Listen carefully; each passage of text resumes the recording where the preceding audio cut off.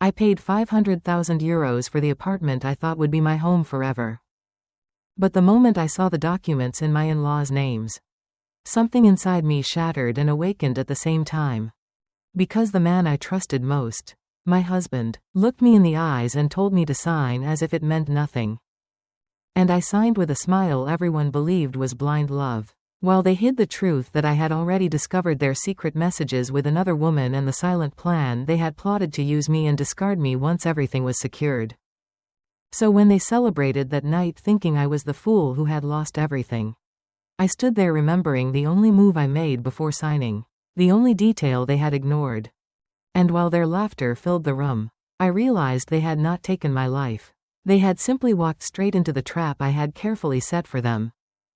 I still remember the day I walked into that apartment believing it was the beginning of my perfect life. Every wall shone like a promise and every corner was filled with dreams I had paid for with years of hard work. But deep down I felt a strange silence growing stronger while my mother-in-law held the keys with too much force and my husband avoided my gaze as if hiding something I should not see.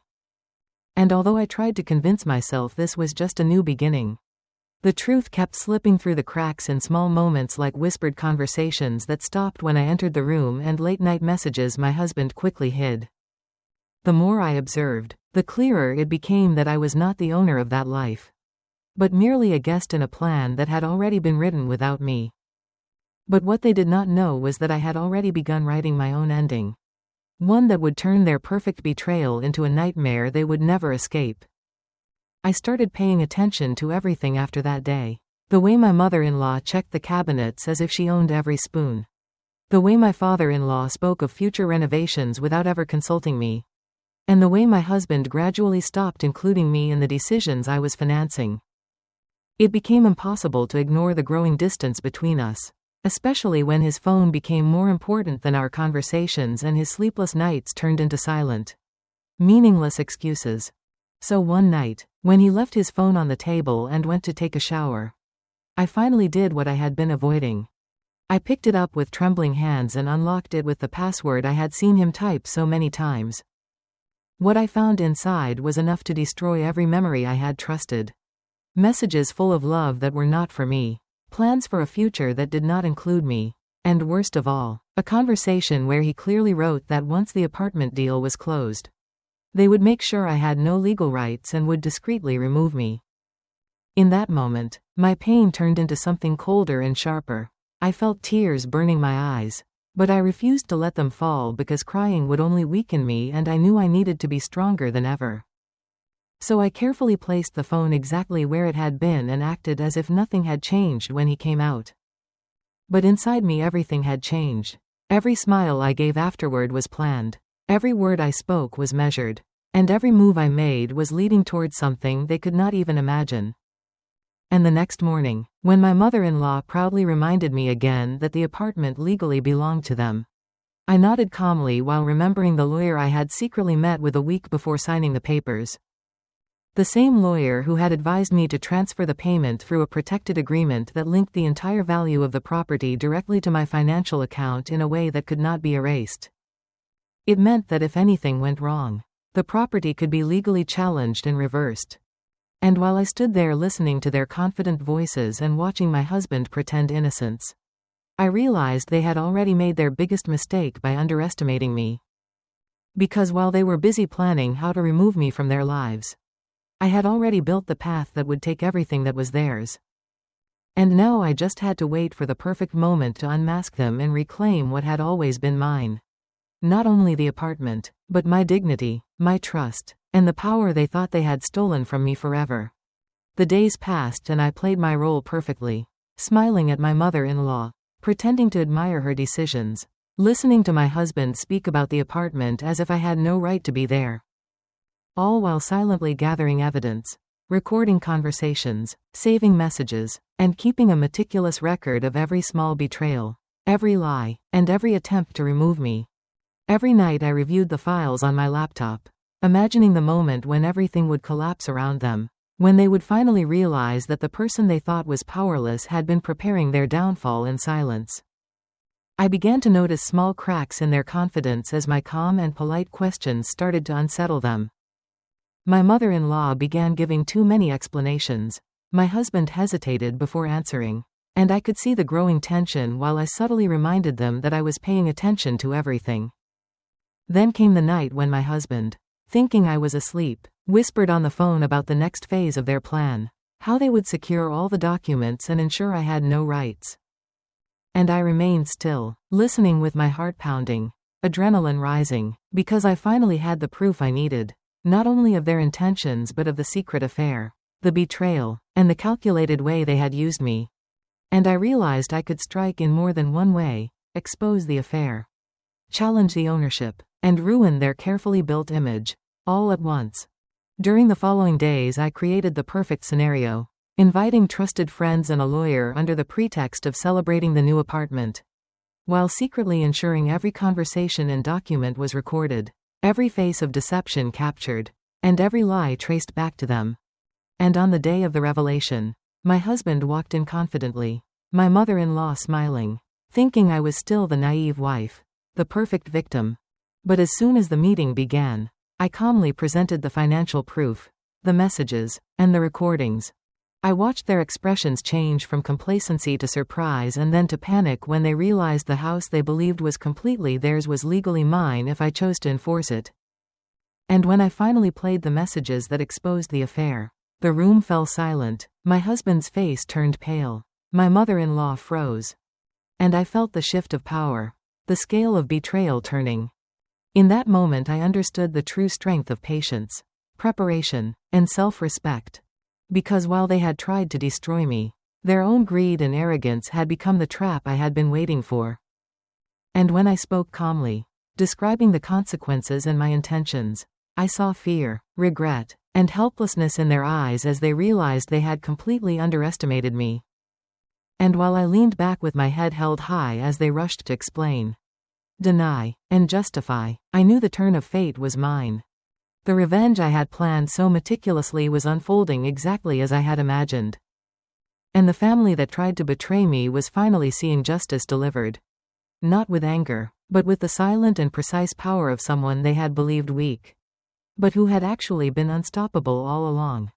And when I walked out of the room that day, finally feeling that the apartment was mine, I understood that betrayal could be transformed into triumph, deception into revelation, and that the most powerful revenge is always the one carefully prepared in silence, letting those who underestimated you fall into the trap they never saw coming. After the confrontation, the apartment felt different, not only legally mine, but emotionally. The air was charged with the knowledge that the people who once controlled my life were now reduced to shadows of their former arrogance.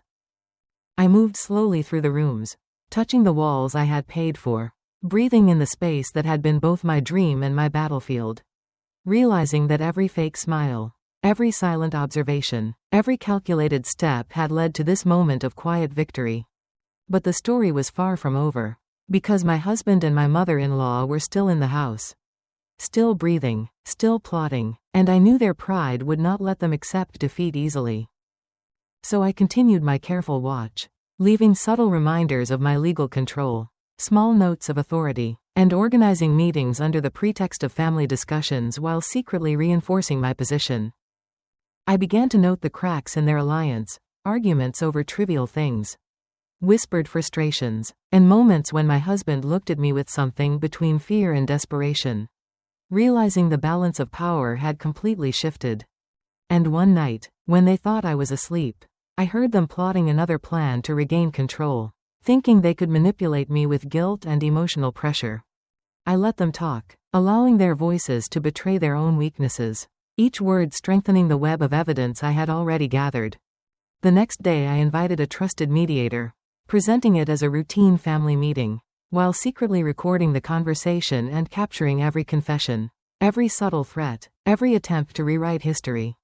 As the meeting progressed, I calmly revealed the details of my ownership, the hidden clauses, the legally binding agreements, and the proof of the infidelity.